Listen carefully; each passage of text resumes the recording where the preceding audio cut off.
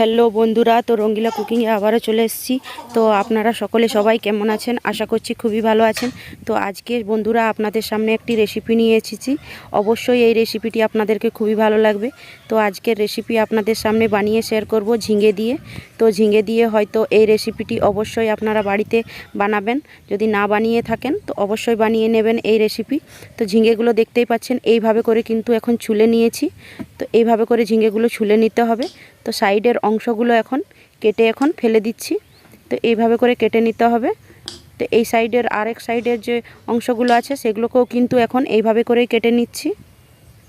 তো এইভাবে করে কেটে নেবেন। ঝিঙের এই রেসিপিটি খেতে কিন্তু একদম অসাধারণ হবে। আর খেতে কিন্তু হালকা ফুলকো বিকেলের জন্য এইরকম যদি একটি চপ বা পকোড়ির রকম বানিয়ে নিতে পারেন, কি বেগনির রকম, তো অবশ্যই এই রেসিপি ঝিঙের মতন খুবই ভালো লাগবে। তো এইভাবে করে ঝিঙেগুলো এখন খুব সুন্দর করে কেটে নিয়েছি। তো মাঝের অংশগুলো এইভাবে চাকু দিয়ে এখন কেটে নিচ্ছি। তো এইভাবে করে দেখুন সবগুলোকেই কিন্তু আমি এখন কেটে নিয়েছি। তো এইভাবে করে কিন্তু কেটে নিতে হবে। তো একটা জায়গার মধ্যে এখন তুলে নিচ্ছি। তো আমি জল দিয়ে খুব ভালো করে এখন ধুয়ে নেব। তাই জলের মধ্যে আমি এখন সবগুলোকে এখন তুলে ফেলেছি। তো এইভাবে করে তো একটু ভালো করে হাত দিয়ে এইভাবে জল ঝরিয়ে একটা প্লেটের মধ্যে এখন তুলে নিচ্ছি। তো এইভাবে করে কিন্তু জল ঝরিয়ে একটা প্লেটের মধ্যে তুলে নিতে হবে। তো সবগুলোকেই কিন্তু আমি এখন জল ঝরিয়ে প্লেটের মধ্যে তুলে নিয়েছি। তো এখন আমি সাইডে রেখে নেব এগুলো। তো একটা বাটি নিয়ে নিয়েছি। তো একটা বাটির মধ্যে আমি দিয়ে দিচ্ছি এক বাটির মতো এখানে বেসন নিয়েছি। তো বাটি নেপে সাথে দিয়ে দিচ্ছি হাফ চামচের মতো লবণ আর হাফ চামচের মতো হলুদের গুঁড়ো দিয়ে নিয়ে এখন খুব ভালো করে এখন মিক্স করে নিচ্ছি।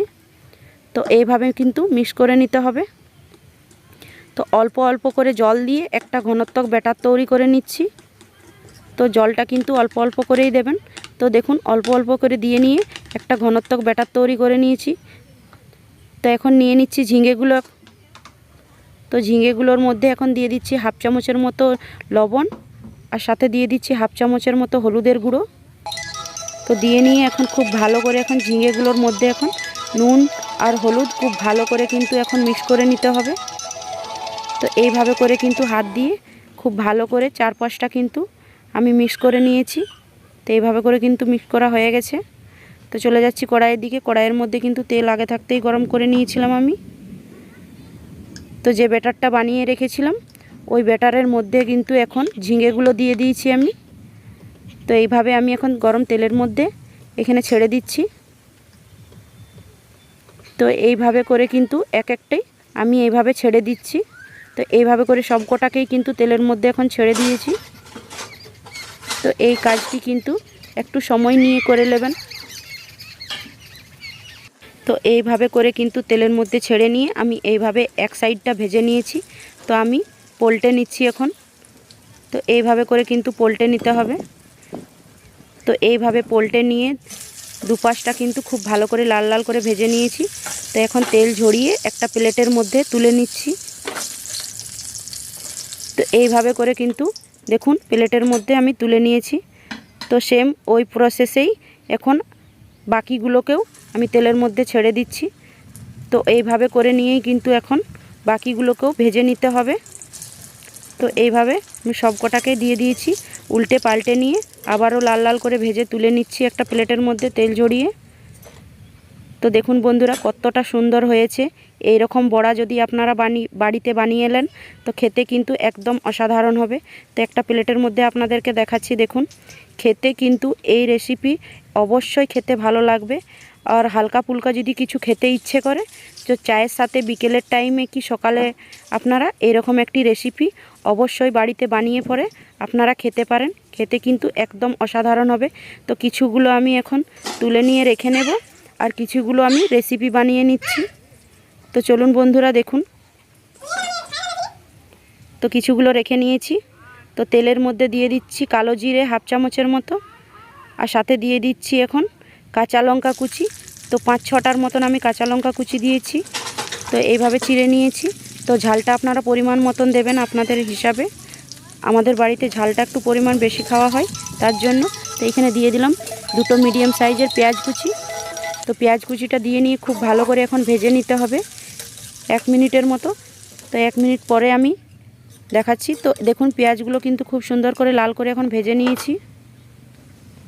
তো এইভাবে তো দিয়ে দিচ্ছি 1 চামচের মতো রসুন বাটা, আর সাথে দিয়ে দিচ্ছি 1 চামচের মতো আদা বাটা। তো আদা বাটা রসুন বাটা দিয়ে নিয়ে কিন্তু খুব ভালো করে এখন ভেজে নিচ্ছি। তো এইভাবে করে 1 মিনিট ভেজে নিয়েছি। তো দিয়ে দিচ্ছি 1 চামচের মতো ধনে গুঁড়ো, আর 1 চামচের মতো জিরে গুঁড়ো, আর স্বাদ মতো লবণ, অল্প একটু পানি দিয়ে আর খুব ভালো করে এখন ভেজে নিচ্ছি। দিয়ে দিচ্ছি সাথে হলুদের গুঁড়ো 1/2 চামচের মতো, আবারও অল্প একটু জল দিয়ে দিলাম। তো জল দিয়ে কিন্তু খুব ভালো করে এখন মশলাটাকে ভেজে নিচ্ছি। তো দেখুন তো এইভাবে ভাজা হয়ে গেছে। অল্প একটু দিয়ে দিচ্ছি সর্ষে বাটা। তো সর্ষে বাটাটা দিয়ে নিয়ে খুব ভালো করে এখন ভেজে নিতে হবে। তো এইভাবে আমি ভেজে নিয়েছি। আর সাথে দিয়ে দিচ্ছি একটা মিডিয়াম সাইজের টমেটোর পেস্ট। তো টমেটোর পেস্টটা দিয়ে নিয়ে কিন্তু আবারও 1 মিনিটের মধ্যে খুব ভালো করে এখন ভেজে নিতে হবে। তো দেখুন বন্ধুরা এইভাবে কিন্তু আমি 1 মিনিটের মতো ভেজে নিচ্ছি। তো এইখানে আমার 1 মিনিট ভাজা হয়ে গেছে। তো খুব সুন্দর করে ভেজে নিয়েছি। তেলের মধ্যে থেকে মশলা কিন্তু খুব সুন্দরভাবে ছেড়ে যাচ্ছে। তো এখানে দিয়ে দিচ্ছি পরিমাণ মতো পানি। তো ঘনত্বটা আপনারা কীরকম রাখবেন সেই হিসাবে পানিটা দেবেন। তো এইভাবে আমি পানির দেওয়া হয়ে গেছে। তো ঝোলের মধ্যে এখন দিয়ে দিচ্ছি ভেজে রেখেছিলাম যে ঝিঙের বড়াগুলো। তো এই ঝিঙের বড়াগুলো আমি দিয়ে দিচ্ছি ঝোলের মধ্যে এখন। তো এইভাবে হালকা করে চালিয়ে নিয়েছি।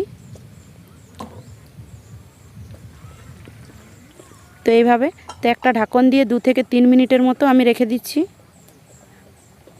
তো 2-3 মিনিট পরে ঘুরে আসছি দেখুন।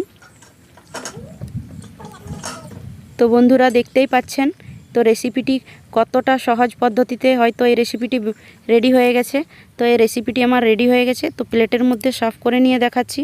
তো বন্ধুরা এই রেসিপিটি কতটা সহজভাবে আর কতটা সুন্দর দেখাচ্ছে, এই রেসিপিটি আপনারা চাইলে ভাত ও রুটির সাথে খেতে পারেন। বন্ধুরা এই রেসিপিটি আপনাদের কাছে কেমন লেগেছে অবশ্যই একটি লাইক করে জানাবেন। পরবর্তীকালে নতুন একটি ভিডিও নিয়ে এসে যাব। ততক্ষণ ভালো থাকুন, সুস্থ থাকুন, টাটা।